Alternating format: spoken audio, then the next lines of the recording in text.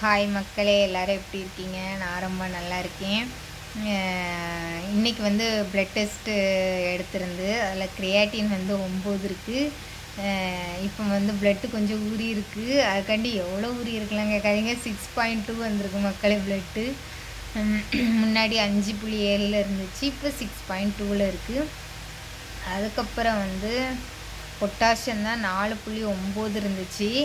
ஏன்னா ஒரு பிபி மாத்திரை கொடுக்கும்போதே சொன்னாங்க பொட்டாசியம் கம்மியாக இருந்தால் தான் இது போடணும், இல்லைன்னா வந்து வேறு டேப்லெட் எழுதி தரேன்ட்டு. அதை கொஞ்ச நாள் போட்டிருந்தேன்னா அதனால் கூட ஒரு வேளை பொட்டாசியம் அதிகமாக இருக்குமோ என்னென்னு எனக்கு தெரியல. இப்போது ஒரு 2 வாரமாக அது போட்டுக்கிட்டு இருக்கேன்.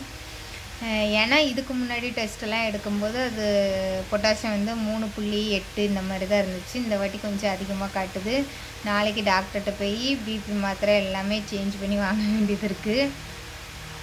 ஏன்னா அங்கே இருக்கிற நர்ஸே சொல்லிட்டாங்க, நீங்கள் டாக்டர்கிட்ட போய் எல்லாம் சேஞ்ச் பண்ணுங்கன்னு. டாக்டர் எப்படினாலும் கேட்பார், எக்கோ எடுத்துட்டியா, எக்கோ ரிப்போர்ட்டை கொண்டான்ட்டு. நான் இனி நாளைக்கு டாக்டர் சொன்னாங்கன்னா போய் எடுக்கணும். இதில் என்ன பெரிய கவலைன்னா, எனக்கு வந்து டாக்டர் டோக்கன் வந்து 500 ரூபா போடுறாங்க பார்த்துக்கோங்க. ஆனால் 2 வாரம் எவ்வளோ டைம்னாலும் பார்த்துக்கலாம். 2 வாரத்துக்கு அது நம்ம ஹார்ட் டாக்டர் பார்க்குறதுக்கு 500 ரூபா டோக்கன் போடணும். அதுக்கப்புறம் வந்து அந்த 2 வாரம் அவரை பார்த்துக்கலாம் ஃப்ரீயாகவே அப்படி. ஆனால் என்ன, நம்ம ஹார்ட் டாக்டர் பார்த்து எக்கோ எடுத்துகிட்டு மறுபடியும் நம்ம கிட்னி டாக்டர்கிட்ட தான் வருவோம். அவர் வந்து எப்படி டேப்லெட்டை மேனேஜ் பண்ணணும்னு அவங்க தான் சொல்லுவாங்க. அதனால் அப்புறம் வந்து இன்றைக்கி இதுதான் என்னோடய ரிப்போர்ட், இவ்வளோ தான். அதுக்கப்புறம் இன்றைக்கி இன்ஸ்டாகிராம்லேருந்து எனக்கு வந்து ஒரு மெசேஜ் எனக்கு வந்து ரொம்ப டச்சிங்காக இருந்துச்சு. ஏன்னா வந்து என்னோடய வீடியோவை ஒரு 8 வயசு பையன்தான் வந்து பார்த்தானா. அவங்க அம்மா கிட்டே சொன்னான்னா, அந்த ஆண்டி ரொம்ப பாவமாக இருக்குது, அம்மா ஏதாச்சும் ஹெல்ப் பண்ணுங்கன்னு சொல்லியிருக்கான். அவங்க அம்மாட்ட அதுக்கப்புறம் என்ன சொல்லியிருக்கான்னா, அம்மா நீங்களே கிட்னி கொடுத்துருங்கம்மா ஆண்டிக்கு. அவங்க துபாயில் இருக்காங்களாம். அப்போ அந்த சிஸ்டர் தான் காலையில் மெசேஜ் பண்ணி, என் பையன் உங்களுக்கு ஏதாச்சும் ஹெல்ப் பண்ண சொல்கிறான், முக்கியமாக கிட்னியே வந்து என்னையை கொடுக்க சொல்கிறான், அந்தளவுக்கு அவன் ஃபீல் பண்ணியிருப்பான் போல். அப்படிங்கும்போது எனக்கு வந்து ரொம்ப டச்சிங்காக இருந்துச்சு. ஏன்னா அந்த பையனை நான் பார்த்ததும் இல்லை, ஒரு சின்ன வீடியோவில் வந்து என்னை பார்த்துட்டு, என் பொண்ணு வயசு தான், அவனுக்கும் 8 வயசு தானா, பார்த்துட்டு வந்து சொல்கிறான் பற்றியெல்லாம் கிட்னி கொடுங்கன்ட்டு. அதே மாதிரி தான் இன்னொரு பிரதர், அவங்க என்னை விட வயசு வச்சா என்னென்னு எனக்கு தெரியல, கிட்னி வைங்க சிஸ்டர், நானும் கிட்னி வச்சுருக்கேன் அப்படின்னாங்களா. அப்போ நான் சொன்னேன், எனக்கு கிட்னி தர்றதுக்கு ஆள் இல்லைன்னா சொந்தத்தில் மறுபடியும் கேட்டு பாருங்கள், கண்டிப்பாக உங்கள் ஹஸ்பண்ட்டை கேளுங்கனாரா. உடனே என் ஹஸ்பண்டுக்கு வேறு ப்ளட் குரூப்பு, எனக்கு வேறு ப்ளட் குரூப்பு, அதனால் கிட்னி வைக்க இதாக இருக்குது, அப்படி யோசனையாக இருக்குது அப்படி சொன்னேன்னா. அப்போ நானும் கிட்னி தான் வச்சுருக்கேன், 7 மாதம் ஆச்சு, அதெல்லாம் வைங்க அப்படி என்னை பூஸ்டப் பண்ணாங்க. ஏன்னா இன்ஸ்டாவில் இதில் பூஸ்டப் பண்ணி வைங்க, எத்தனை நாள் தான் டயாலிஸ் போகிறனால உடம்பு தான் கொஞ்சம் கொஞ்சமாக இதாகும், நீங்கள் சீக்கிரமாக கிட்னி வச்சுருங்க ன்ட்டு நிறைய பேர் கிட்னி வச்சு எத்தனை வருஷம் இருக்காங்க அப்படிங்கிறது எல்லாத்தையும் சொல்லிகிட்டே இருந்தாங்களா. அப்போ வந்து எனக்கு வந்து மாமா தான் தந்திருக்காங்க அப்படின்னு சொன்னார் அந்த அண்ணன். உடனே பரவாயில்லையே, உங்கள் மாமா கூட கொடுத்துருக்காங்களே அப்படின்ட்டு நான் வந்து சொன்னேன்னா, உங்கள் மாமாங்கிறனால உங்களுக்கு ஜீன்லாம் மேட்சிங்காக இருக்கும், எனக்கு வந்து அவங்க வந்து வேறு இது தானே, ப்ளட் ரிலேஷன் கிடையாதுல்ல, அதனால் கொஞ்சம் யோசிக்க வேண்டியதாக இருக்குது அப்படின்னேன்னா. அதுக்கு அவங்க சொன்னாங்க, என் அக்காவோட ஹஸ்பண்டு அப்படின்னு சொன்னோன்னே எனக்கு நிஜமாகவே ஷாக்கிங்காக இருந்துச்சு மக்களே. அதாவது அக்கா வந்து தம்பிக்கு அவங்க ஹஸ்பண்டோட கிட்னியே கொடுத்துருக்காங்க. அப்போ நான் யோசிக்கிறேன், எப்படி அவங்க வீட்டிலலாம் ஓகே சொன்னாங்க, அப்போ எவ்வளோ பாசிட்டிவாக இருக்காங்க. அதாவது நம்ம அடுத்தவங்களுக்கு அட்வைஸ் பண்ணுவோம், பாசிட்டிவாக இருன்னு எனக்கு நிறைய அட்வைஸ் வரும்.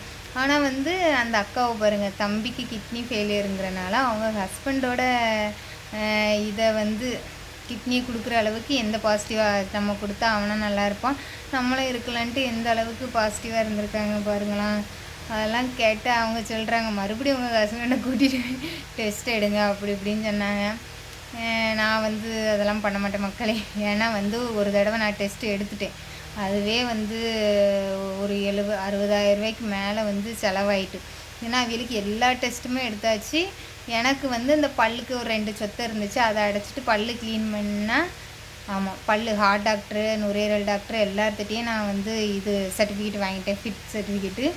பல்லுக்கு மட்டும் வந்து வாங்குறதுக்கு இருந்துச்சு. அவங்க வீட்டில் இருந்து டாக்டர் வந்து அவங்க பேரண்ட்ஸ் யாரையாவது பேசணும் அப்படின்னு சொல்லி கூப்பிட்டு வரும்போது தான் டாக்டர் வந்து 90% தான் இந்த வேறு ப்ளட் குரூப்புக்கு வந்து இதாக சான்ஸ் இருக்குது. 95% வந்து ஒரே சேம் ப்ளட் குரூப்பில் வச்சா சக்ஸஸ் ஆக சான்ஸ் இருக்குது அப்படின்னு சொல்லிட்டு, அதுக்கப்புறம் வந்து கொஞ்சம் இன்ஃபெக்ஷன்லாம் ஆகும், நிறைய செலவு அப்படின்னு வீட்டில் பேசினோன்னே இங்கே வந்து என்ன திரும்ப சொன்னாவ, இந்த ரிஸ்க்கான இதை எதுக்கு எடுக்கணும், அதுக்கு ஒரே ப்ளட் குரூப்பில் கிடச்சிச்சின்னா அப்போ கிட்னி வச்சுக்கலாம் அப்படி தான் வந்து சொன்னாவ. அப்புறம் நான் வீட்டை கேட்டேன், இதுவே உங்கள் வீட்டில் யாருக்காவது இதாக இருந்தால் நீங்கள் கிட்னி கொடுத்துருப்பீங்களா அப்படின்னு கேட்கும்போது, ஆமாம் என்னையை தவிர யார் இருக்கா எங்கள் வீட்டில், நான் கண்டிப்பாக கொடுப்பேன்னாவ.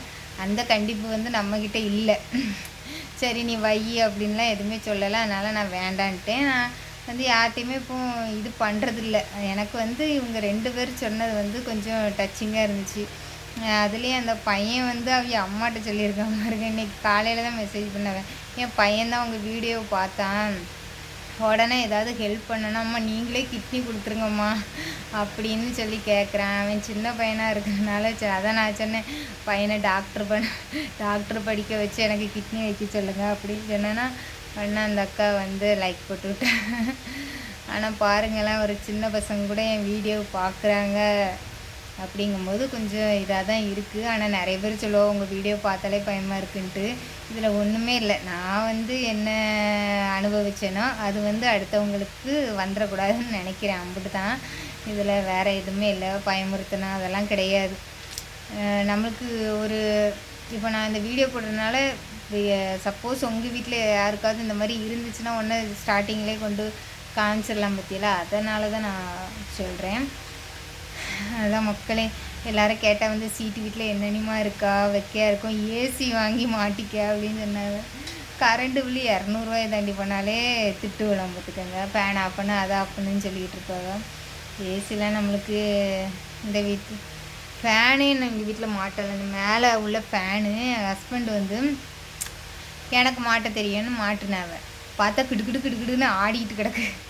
அதுக்கு ஒரு ஆளை வந்து கொஞ்சம் ஃபிட் பண்ணி ஏதாவது மாட்ட தெரிஞ்சால் அதுக்கு மெக்கானிக்கை கூப்பிடுறேன், யாருமே வர மாட்டேங்கிறாவ. ஒரு அண்ணன் ரெகுலராக வருவா, ஊருக்கு போயிட்டாங்களாம். அதனால் நம்மளுக்கு ஏசி கரண்ட் பில்லு கட்டவும் நம்மளால் முடியாது, அதனால் அதுக்கு சான்ஸே இல்லை. சரி மக்களே, அதுக்கப்புறம் ஒரு சிஸ்டர் சொல்லியிருந்தாங்க உங்கள் பொண்ணு வேலை செய்கிறத பார்த்தா கஷ்டமாக இருக்குன்ட்டு. என்ன பண்ணுற, சின்ன வேலை செஞ்சு தருவா, வீட்டை கூட்டுவா. இன்றைக்கி அந்த கட்டில் அவள் தான் மடித்தா, என்னால் அந்த கட்டிலெல்லாம் மடிக்க முடியாது.